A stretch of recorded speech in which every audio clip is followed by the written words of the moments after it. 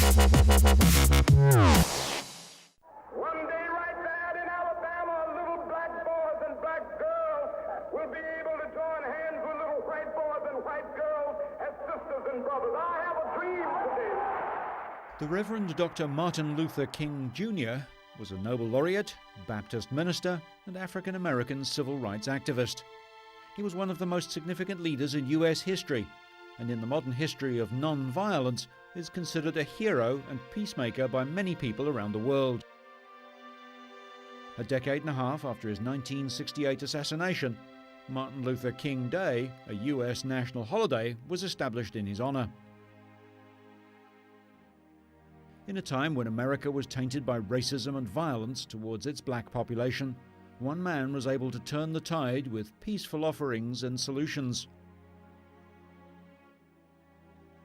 At the time when the Ku Klux Klan was running amok with outrageously violent crimes against the black community, one man stood fast and rallied for equal opportunity.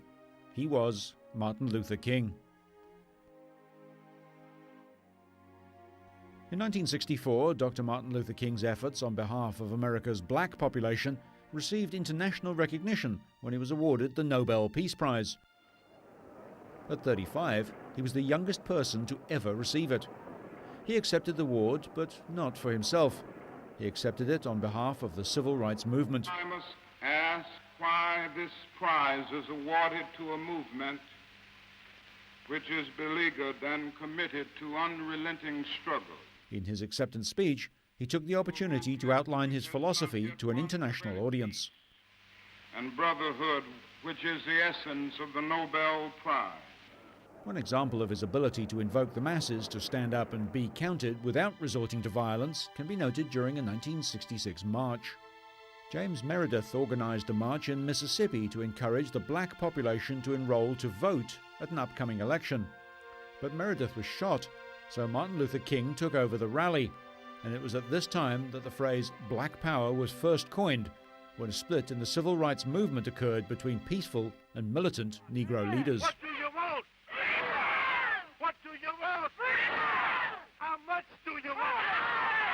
When do you want it? The split became wider during the following years. Through these turbulent times, Dr. Luther King's standpoint was that black supremacy would be just as evil as white supremacy. He never condoned violence, but he was fully aware of the impatience of the Negro population during the long freedom movement.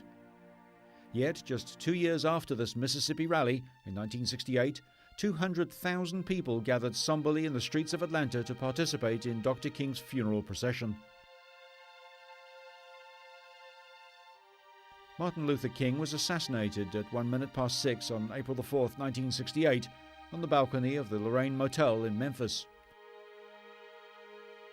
His coffin was drawn through the hot streets on a modest farm cart drawn by 2 mules. It seemed fitting for a man who had given so much to the underprivileged and depressed black component of America's society.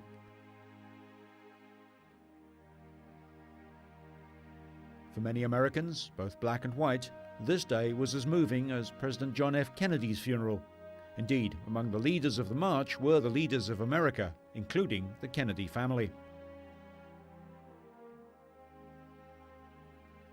The passing of Martin Luther King had America wondering if a violent upheaval from the black society would occur. America's population was caught between grief and guilt. In June 2006, more than 10,000 manuscripts and books from the estate of Martin Luther King Jr. was auctioned by Sotheby's. Such was the magnitude of Martin Luther King that estimates of the worth of this collection, which was not broken up but sold as one lot, went as high as $30 million.